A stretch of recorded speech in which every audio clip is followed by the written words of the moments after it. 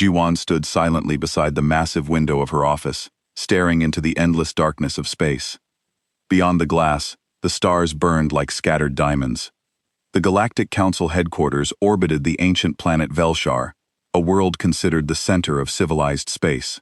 Every day, representatives from hundreds of species arrived here to negotiate, debate, and decide the future of the galaxy. For 12 years, Jiwan had walked these halls. She knew every corridor, every chamber, every hidden rule. And she knew something else. Humans had never truly been accepted. 50 years ago, humanity had entered the Galactic Council for the first time. The galaxy had welcomed them. At least, that was what it looked like. Alien ambassadors visited Earth. They shared technology. They invited humans to see their worlds. They called humanity a young and promising civilization. Everyone smiled. Everyone celebrated. But slowly, things changed. Jiwan still remembered when it began. The first group of human engineers arrived at the council stations after a series of system failures. The aliens expected humans to struggle. After all, humanity was young, new, inexperienced. But the engineers surprised them. They repaired damaged energy systems in half the expected time. They improved life support networks. They rebuilt failing machines that alien scientists had been unable to fix for decades. Soon, more humans were requested. And humans came. They built advanced water recycling systems. They designed agricultural networks that produced more food with fewer resources. They created medical technology that saved millions of alien lives. Across the galaxy, human inventions became essential. Alien worlds became safer, healthier, stronger. Everyone praised human intelligence. Everyone wanted human help. But respect? That was different. Whenever humans requested higher positions inside the Galactic Council, the answer was always the same: no. When human colonies requested official protection, the answer was always the same: no. When human representatives asked for equal influence in important decisions, the answer was always the same: no. The galaxy wanted human hands, human minds, human inventions, but it did not want human voices. Jiwan looked at the reflection of herself in the window. A human ambassador standing inside the most powerful political organization in the galaxy, and yet, still treated like a guest who had overstayed. They called humans partners, but they gave them no power. They called humans valuable, but they never trusted them. They used human abilities while keeping humanity beneath them. A quiet alarm suddenly appeared on her desk. Emergency council meeting requested. Jiwan looked at the message. For a moment, she simply stood there. Then she smiled faintly, because after 50 years, the galaxy was finally about to learn something. Humans could be patient. Humans could be polite. Humans could wait. But there was one thing humans had never been: weak. And soon, everyone would remember that. Velra was the worst. He was a Krell, an insect-like creature with hard shell armor and 6 legs. His species believed they were better than everyone else. Velra spoke to Jiwan like she was a child. He made jokes about humans in council meetings. Other species laughed along with him. Jiwan tried to be patient. She smiled and kept working. Human doctors saved 3 entire species from terrible diseases. Human farmers taught 16 worlds how to grow food when their crops were dying. Human engineers built and maintained 70% of all council stations and ships. Humans did all this work, and still the council treated them poorly. Then came the vote about New Sol. It was a human colony, a beautiful world with unique plants and animals. The humans there worked hard to protect the environment. They asked the council to make it a protected world.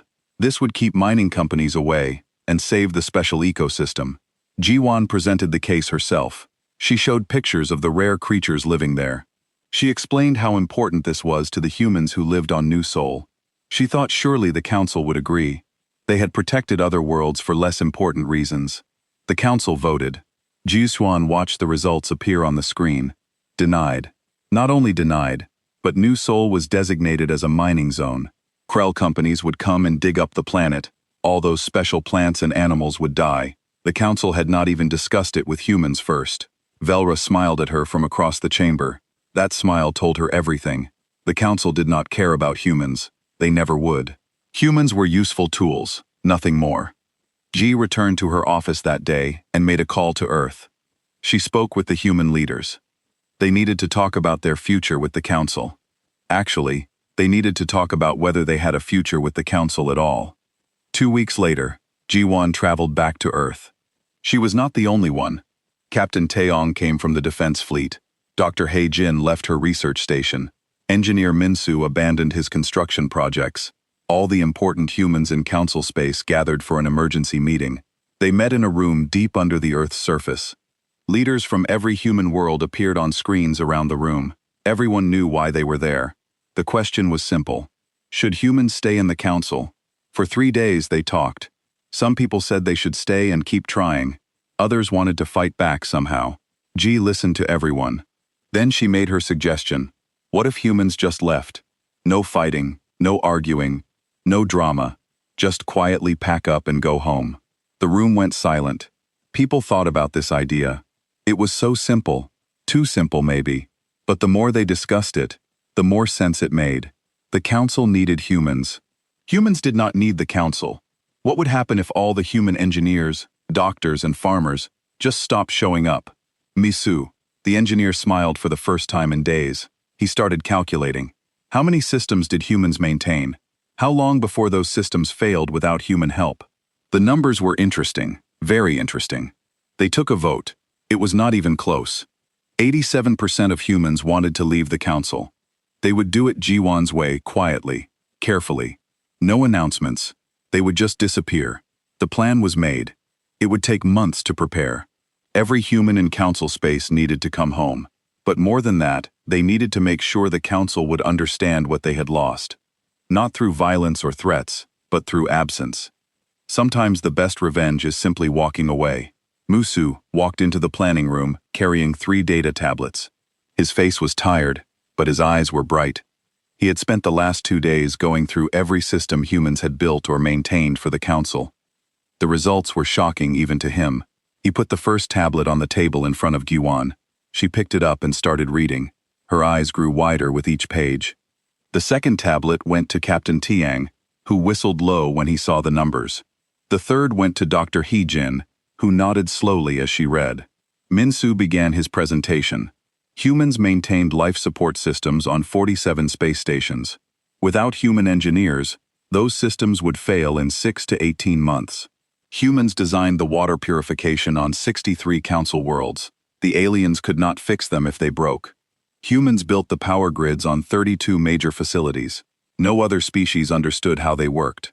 Dr. Hayagan added her report. Human medical research had created cures for diseases that killed millions. Humans ran the vaccine production facilities. Human doctors trained most of the medical staff in council hospitals. Without humans, people would die. Lots of people. Captain Taeyong had information from military intelligence. The council assumed humans would never leave. Internal messages showed they took human work for granted. Some council members called humans useful pets. Others joked about how eager humans were to help. Nobody respected them. The room was quiet for a long time after the presentations. Then Ji-won spoke. The plan would have 4 phases. Each phase needed to happen carefully and quietly. Phase 1 was documentation.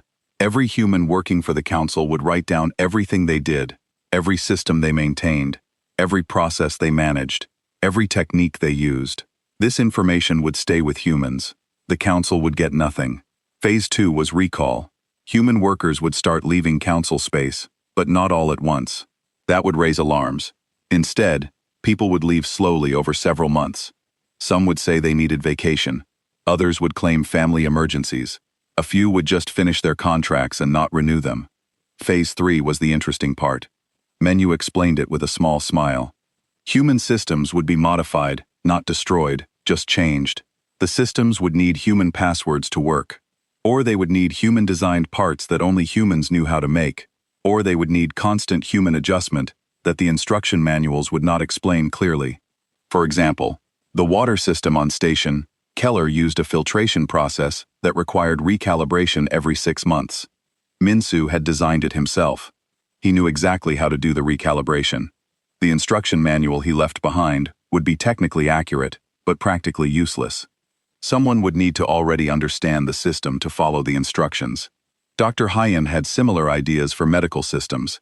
She would provide the basic vaccine formulas, but the production process was complex. Temperature had to be exact. Timing was critical. One mistake would ruin the batch.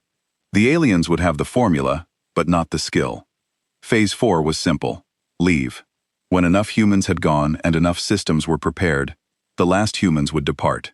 No announcements, no explanations, no goodbye speeches. One day there would be humans in council space. The next day there would not be. The plan had risks. Some people worried the council might react with violence. Captain Taung shook his head at this concern. The council had no military force near human space. By the time they organized anything, humans would be long gone. Besides, attacking humans would not fix their broken systems. Others worried about the aliens who were innocent. Not every council species treated humans badly. Some were friendly. Dr. Hijin understood this concern. She suggested leaving basic information to prevent complete disaster. Enough to keep people alive, but not enough to make things easy. Jiwan made the final decision. They would leave emergency instructions for critical medical needs. They would provide basic system access to prevent immediate deaths, but the council would have to figure out most things themselves. If they wanted human expertise, they should have treated humans better. The timeline was set. 6 months for preparation, 6 months to slowly withdraw, then one final day when the last humans would leave. The date was chosen, exactly 1 year after the new soul vote. The symbolism felt right. Messages went out to every human in council space. The messages were encrypted heavily. They explained the plan. They gave instructions. They asked everyone to cooperate. The response was overwhelming. Humans were ready to go home. Misi started his work immediately. He visited every station and facility he had built. He made small changes.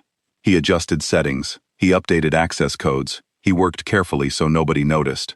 The systems would run fine for now, but without human maintenance, they would fail. Jiwan stayed at her post as ambassador. She attended council meetings. She smiled at Velrax's insults. She voted on proposals. She acted like nothing was wrong. Inside, she was counting down the days. The hardest part was the waiting. Every day felt longer than the last, but the plan required patience. Rush it, and the council would notice.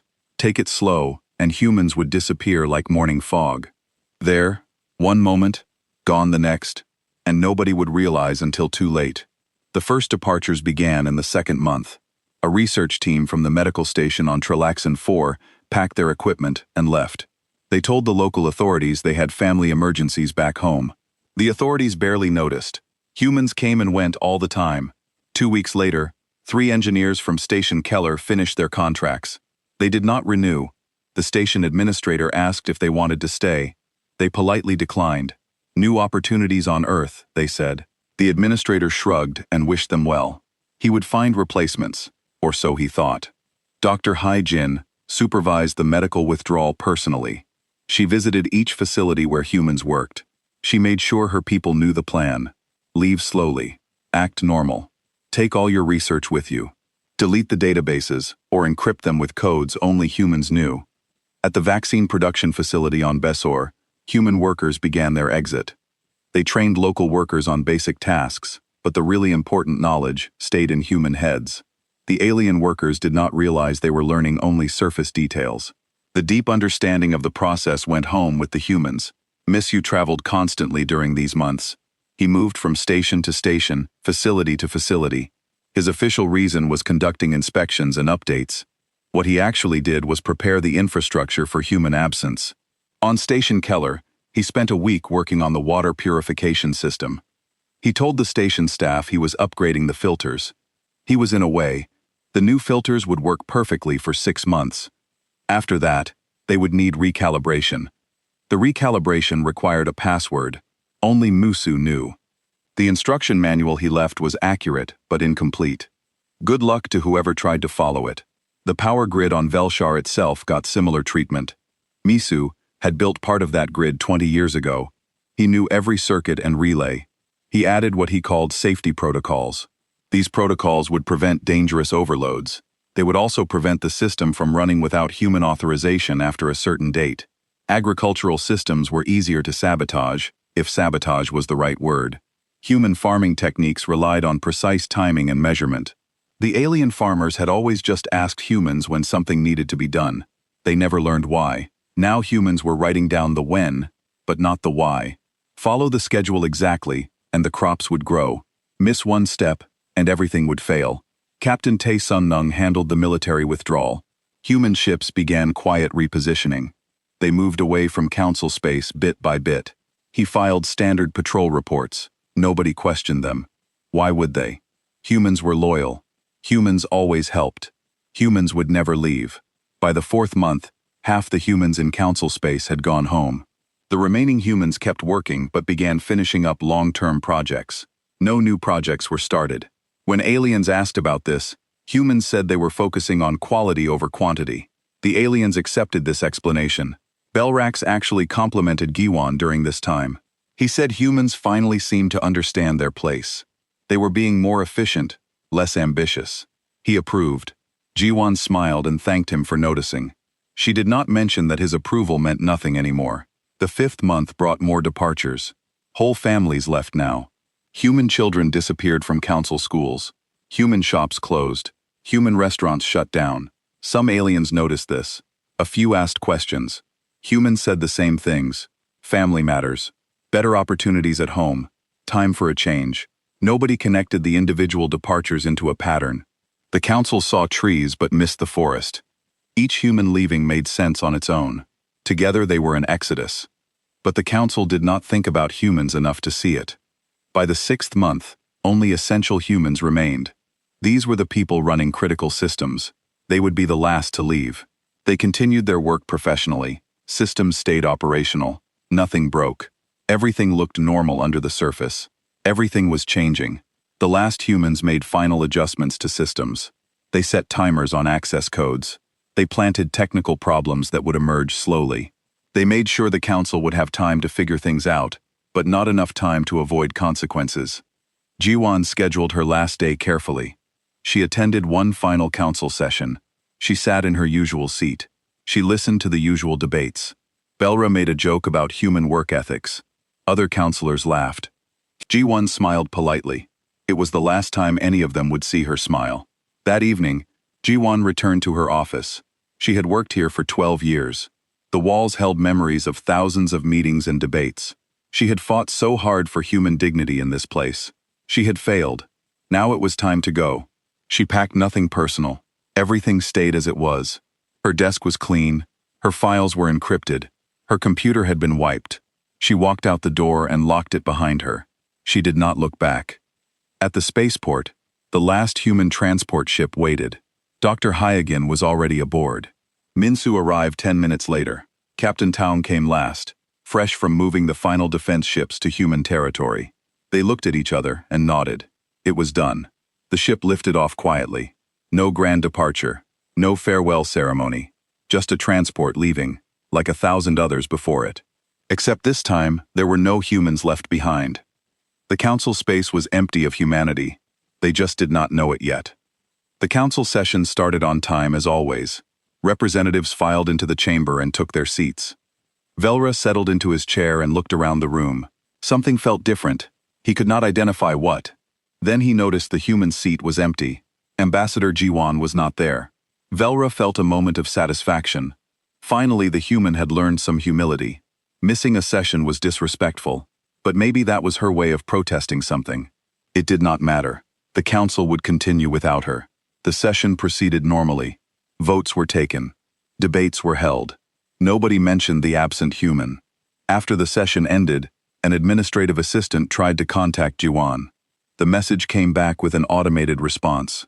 The ambassador was on personal leave. 3 days later, a minor problem occurred on Station Keller. The water purification system displayed a warning message. Nothing serious, just a routine calibration alert. The station engineer tried to access the calibration controls. The system asked for a password. The engineer entered the standard administrative password. Access denied. The engineer checked the instruction manual. It said to contact the human engineering team for calibration assistance. He sent a message to the human contact address. The message bounced back. Address no longer valid. Strange. He tried calling the human engineering office. No answer. He tried 3 more times over the next day. Still no answer. Finally, he sent someone to physically check the engineering office. The office was empty.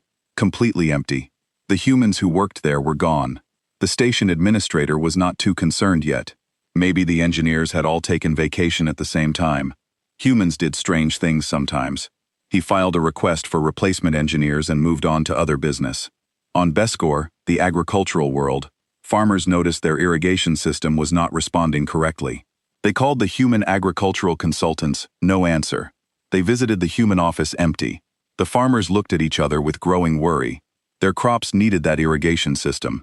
Without it, everything would die. By the end of the first week, reports started coming in from across council space. Human personnel were missing.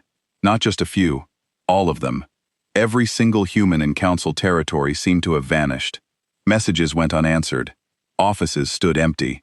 Human families had packed up and left without telling anyone. The council administrative office tried to investigate. They checked personnel records. Every human file showed a termination date within the last 6 months. How had nobody noticed this? The humans had been leaving the whole time, and nobody had paid attention. Belra called an emergency meeting. The chamber filled with worried representatives. For the first time in 50 years, no human sat in the human seat. That empty chair suddenly felt very significant. The situation was explained. Humans were gone. All of them. Nobody knew why. Attempts to contact Earth received automated responses only. Human space had closed its borders. Ships approaching human territory were turned away by defense fleets. One representative asked the obvious question, why did it matter? Humans were just one species. The council had managed fine before humans joined. They could manage again. An analysis team was assembled to answer that question. They worked for 3 days. Their report was delivered to the council with trembling hands. The representative who presented it looked sick. The numbers were devastating. 68 critical systems across council space depended on human maintenance. These systems would fail without human expertise. Timelines varied, but most would collapse within 6 to 18 months. 43 worlds relied on human agricultural support. Food shortages would begin within 1 growing season. The medical network depended on human research for most treatments. Disease outbreaks would kill millions without human help. The chamber fell silent. Representatives stared at the numbers in disbelief. How had humans become so important? When had it happened? Why had nobody noticed? Velra tried to maintain control. The situation was serious but manageable. They would hire new engineers, train new doctors, learn the systems themselves. The council had thousands of brilliant species. They would solve this. But as more reports came in, the problem became clearer. Human systems were not just complicated. They were designed in ways other species found difficult to understand. The documentation existed but was incomplete. Access codes were locked. Critical information was missing. It was as if humans had deliberately made everything dependent on human expertise because they had. The council just did not know that yet. On Trilaxin 4, a plague began spreading. It was a disease humans had cured years ago. The cure was simple, just a vaccine, but the vaccine production facility was offline. The human workers who ran it were gone. Local medical staff tried to restart production. They had the formula, they had the equipment, but something was wrong. The batches they produced did not work. Temperature was wrong, or timing was off, or something else they could not identify. People started dying. 3,000 deaths in the first week. The number grew daily. Trilax and our force sent desperate messages to the council. They needed help. They needed human help. The council sent their best medical experts. The experts looked at the dead vaccine batches and shook their heads. This was beyond their knowledge. They needed the humans who designed the process. But those humans were gone, and they were not answering calls. By the end of the 4th week, panic was setting in. The council faced a catastrophe. Their infrastructure was failing. Their food supply was threatened. Their medical system was collapsing. And it was all because one species had quietly walked away. One species they had taken for granted. One species they had treated as servants instead of partners. Velra looked at the reports piling up on his desk. For the first time in his long career, he felt genuine fear. The humans had not attacked. They had not made threats. They had not even said goodbye. They had simply left. And in leaving, they had revealed a terrible truth. The Council needed humans far more than humans needed the Council. 2 months after the humans left, the agricultural disaster began. 16 worlds reported crop failures. The plants simply stopped growing properly. Irrigation systems malfunctioned. Fertilizer distribution failed. Harvests dropped by 70%. Engineers examined the human-designed farming systems. On paper, everything looked correct. The manuals explained each step, but when they followed the instructions, nothing worked right. The engineers realized the manuals told them what to do, but not why to do it. Without understanding the underlying principles, they could not solve problems when they arose. BES depended on human agricultural techniques. Local farmers tried to return to old methods, but their planet's soil was too poor. Humans had spent 20 years developing special processes to make farming possible. Those processes were failing now, and nobody knew how to fix them. The Council emergency food reserves were opened. They lasted 3 weeks. After that, Bessor would have nothing. 4 billion people lived on Beskor. They would all starve if the situation did not improve. Medical emergencies multiplied. The plague on Trilaxin 4 was not contained. It spread to 3 more worlds. The death toll reached 8 million. Council medical teams worked desperately to recreate human vaccines. They managed to produce something that worked about 30% of the time. 30% was not enough. Dr. Hij Jin had been irreplaceable. Other doctors realized this now. She had understood alien biology in ways nobody else did. She could look at a disease and immediately know how to fight it. Her research papers were brilliant, but they assumed knowledge that other species did not have. Following her methods without her guidance was like trying to paint a masterpiece by following a recipe. Infrastructure collapsed next. Station Keller's water purification system finally shut down completely. The station had to be evacuated. 15,000 people had lived there. They became refugees, scattered to other stations that were already overcrowded. The power grid on Velshar began experiencing failures. Lights flickered. Climate control became unreliable. The Council headquarters itself was falling apart. Engineers worked around the clock trying to stabilize systems Minsu had built. They managed to keep things running, but barely. Every fix was temporary. Every solution created 2 new problems. 3 more stations were evacuated over the following month. Life support systems failed one by one. Atmospheric processors broke down. Water recycling stopped working. These were all systems humans had maintained. Without humans, they simply died. The economic impact was catastrophic. Trade routes depended on stations that no longer functioned. Shipping companies went bankrupt. Entire supply chains collapsed. Unemployment soared. Several species fell into economic depression. Markets crashed. Investors panicked. The financial systems that connected the Council began falling apart. Banks failed.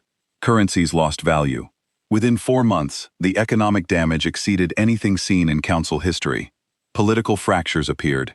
Species suffering most from the human departure began demanding answers. Who was responsible for this disaster? Why had humans left? What had the Council done to drive them away? Evidence emerged. Internal communications were leaked, showing how the Council leadership had treated humans. The jokes, the insults, the blocked proposals, the casual contempt. Representatives who had laughed at humans now faced anger from their own people. Belrax became the focus of rage. He had led the anti-human faction. He had personally blocked 17 proposals to give humans better positions. He had pushed for the new soul mining decision. Investigation revealed he had known exactly how dependent the Council was on human labor. He had suppressed reports warning about this. 17 species called Forax to be removed from the Council. He refused to resign. He insisted he had done nothing wrong. Humans were supposed to serve. That was their role. If they had left, it showed weakness, not Council failure. A vote was held. Velrax lost his position by overwhelming majority. It was the first time in Council history a representative had been forcibly removed. As he left the chamber for the last time, other councillors turned their backs on him. Nobody spoke in his defense, but removing Velrax did not fix the problems. The damage was done. 3 species formally withdrew from the Council, saying it had failed in its basic duty to govern effectively. Others threatened to follow. The unity that had existed for centuries was breaking apart. Engineers made some progress. They learned to maintain a few human systems. The water purification on some stations was restored. A few power grids stabilized, but progress was painfully slow. For every system they figured out, 5 more failed. Human engineering was simply more advanced than anyone had realized. Other species tried to provide alternatives. Different farming methods were introduced to replace human agriculture. They were less efficient and more expensive. Medical techniques from non-human sources were used to replace human medicine. They were less effective. Infrastructure was rebuilt using non-human designs. It cost 10 times more and worked half as well. The council continued functioning, but barely. Every day brought news of fresh disasters. Every week saw more deaths, more suffering, more economic damage. The debt humanity had been owed was being paid in blood and chaos. A new council leader was chosen, a moderate representative who had actually treated humans with respect. Her first act was to propose sending a delegation to Earth. The council needed to beg for help. Pride no longer mattered. Survival did. The proposal passed unanimously. Even the species who had hated humans most now voted to ask for their return. They had no choice. The alternative was watching their civilization collapse. The delegation was assembled. The best diplomats from a dozen species were chosen. They prepared carefully. They knew they would be begging. They knew humans had no reason to help, but they had to try. Too many lives depended on it. As their ship prepared to depart for human space, the delegation members shared a common thought. They had taken humans for granted. They had used human labor without giving respect. Now they would learn what that mistake cost. The lesson was expensive. The galaxy would never be the same. The council delegation ship approached Earth's solar system slowly. Human defense ships surrounded them immediately. The delegation sent peaceful signals. They requested permission to speak with human leadership. The response came quickly. They could approach Earth, but only one ship. No weapons, no tricks. The delegation agreed to all terms. They had no leverage for negotiation. Their ship landed at a diplomatic facility in Geneva. They were kept waiting for 3 hours. When they were finally escorted to the meeting room, they expected to see Ambassador Jiwan. She did not come. Instead, a young human woman entered. She introduced herself as Dawan, a junior diplomatic officer.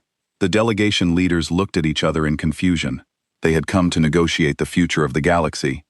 They had traveled across space to beg for help, and humans sent them a junior officer.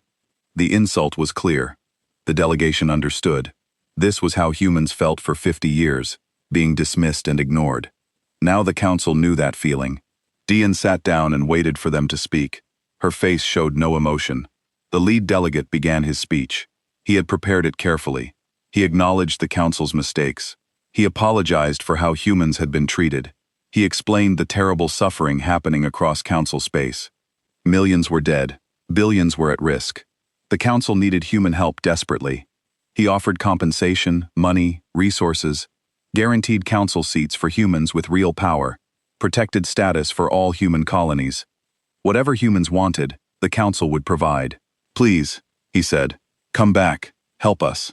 Dion listened without interrupting. When the delegate finished, she was quiet for a moment. Then she placed a data tablet on the table and slid it across to the delegates. The tablet contained 50 years of records, every contribution humans made to the council, every proposal blocked, every insult endured, every time humans had asked for basic respect and been denied. The documentation was thorough and damning. Dune spoke softly but clearly. Humans had served the council faithfully for half a century. They built infrastructure. They saved lives.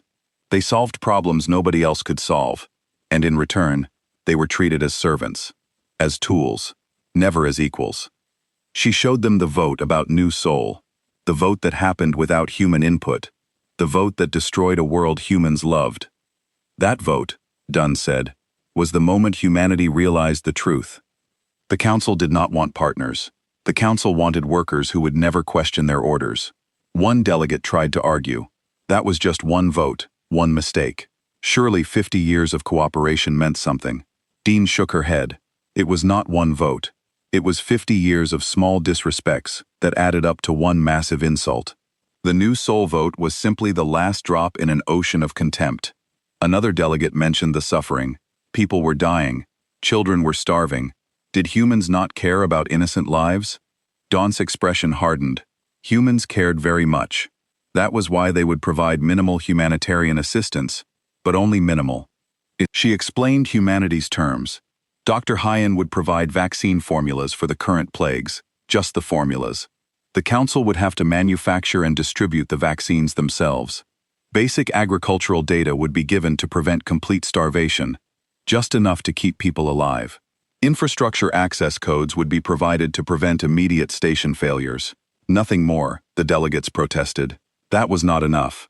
The council needed human expertise to truly recover. Systems were too complex. Without human engineers and doctors, the suffering would continue for years. Dune agreed. Yes, it would continue. The council would have to learn slowly and painfully how to maintain systems they had taken for granted. They would have to train their own people, develop their own expertise, figure things out themselves, just like humans had to do before joining the council. But surely, one delegate said, humanity did not want the council to collapse completely. That would destabilize the entire galaxy. Dunn smiled without warmth. The council would not collapse completely. The humanitarian aid would prevent that. But the council would be diminished, weakened. That was not humanity's problem. The lead delegate changed tactics. What would it take for humans to return fully? Name the price. Anything. Dune's answer was immediate. There was no price. Humans would not return to the council. Not now, not in 10 years, not ever. That door was closed permanently. Human space was closed to council vessels indefinitely. No trade, no tourism, no communication beyond what was absolutely necessary. Humans had tried partnership. It failed. Now humans would build their own future separate from the council. The delegates sat in stunned silence. This was worse than they feared.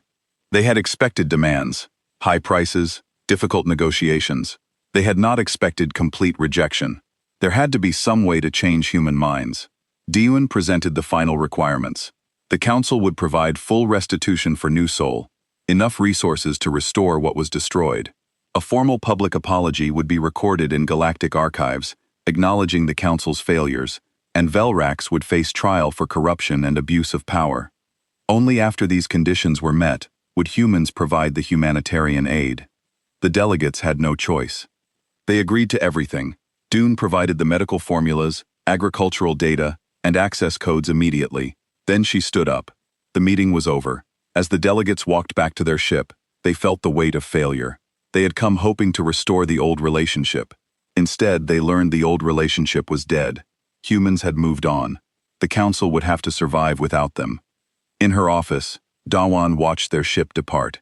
Jishuan stood beside her, having observed the entire meeting from another room. The former ambassador looked satisfied. The message had been delivered. Now the galaxy would learn what it meant to lose something valuable by treating it as worthless. 5 years passed. The galaxy looked very different now. The Galactic Council still existed, but was smaller and weaker. 17 species had left permanently after the human departure. The remaining members struggled constantly with infrastructure they barely understood. Progress happened, but slowly. Systems that humans maintained in hours now took months to repair.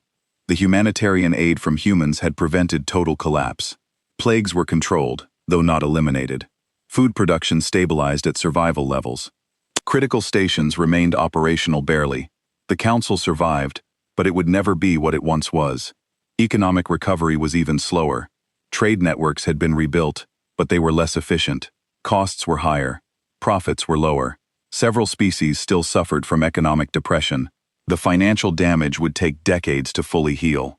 Political reforms had been implemented. New rules prevented any member species from being exploited. Every species now had veto power over decisions affecting their worlds. The changes came too late for humans, but they would protect others in the future. Belrax had been tried and convicted. He was sentenced to exile on a remote world. His fall was complete. The Krell species lost all political influence in the council. Other species remembered who had pushed hardest against humans. That memory would last generations. Meanwhile, humanity thrived. Without council restrictions, human technology advanced rapidly. New colonies were founded. The population grew. Human civilization entered a golden age of prosperity and innovation. 3 species that had left the council approached humans with a proposal. They wanted to form a new kind of alliance. Not like the council where some species ruled and others served. Instead, an alliance of equals where every member had genuine respect and equal voice. Ji-won, still Earth's lead diplomat, listened carefully to the proposal. She consulted with Captain Taung, Engineer Min-soo, and Dr. Hee-jin. The four people, who had planned humanity's departure, now considered this new opportunity.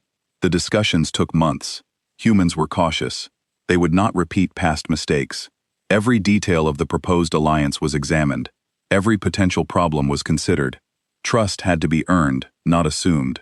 Finally, terms were agreed upon. The Cooperative of Free Species was founded. 7 civilizations signed the charter. The rules were simple and clear. No species held authority over another. All decisions required unanimous consent. Contributions were valued and respected, never exploited or taken for granted. Technology and knowledge would be shared freely between members. Medical research was collaborative. Engineering projects involved all species. Agricultural techniques were taught openly. Everyone contributed. Everyone benefited. That was the foundation. The old council watched nervously as the cooperative grew. More species became interested. The cooperative offered what the council no longer could: genuine partnership, mutual respect, and effective cooperation. Within 2 years, the cooperative had 22 members. The council sent observers to cooperative meetings. They requested permission to join. The request was politely declined. The cooperative was for species who had learned the lesson about respect. The council was still learning that lesson the hard way. Ji-won stood in her office on Earth looking out at the ocean. Reports from across human space showed prosperity everywhere. Reports from the cooperative showed growing success. Reports from council space showed continued struggle. A message arrived from the council. Another request to reconsider. Another offer of compensation. Another plea for human expertise. Jajuan deleted it without reading. Those messages came monthly. Her answer was always the same silence that humans had received for 50 years. Some humans felt sympathy for council suffering.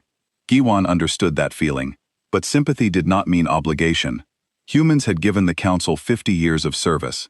The council had given humans 50 years of disrespect. The account was settled. Dr. Hee-jin visited Jiwon that afternoon. They sat together, watching the sunset. Hee-jin mentioned that Trilaxin 4 had finally controlled their plague. It took them 4 years, but they managed it. Jiwon nodded. Good for them. They learned. Misu sent a message later. A council engineer had finally figured out one of his water systems. It only took 5 years and probably cost millions, but they did it. Progress was possible, just expensive. Musu found that satisfying. Captain Tiang reported from the border. Council ships still approached. Sometimes they were always turned away. Human space remained closed. Maybe one day that would change. Maybe not. Time would tell. 10 years after the departure, historians began analyzing what happened. They called it the silent withdrawal. Some criticized humanity for abandoning the council. Others praised humans for standing up for their dignity. The debate would continue for generations. But the people who lived through it knew the truth. Humans did not abandon the council. The council abandoned humans long before humans left. The departure was just the moment when humans stopped pretending the relationship worked. The lesson spread across the galaxy. Treat your partners with respect. Value their contributions.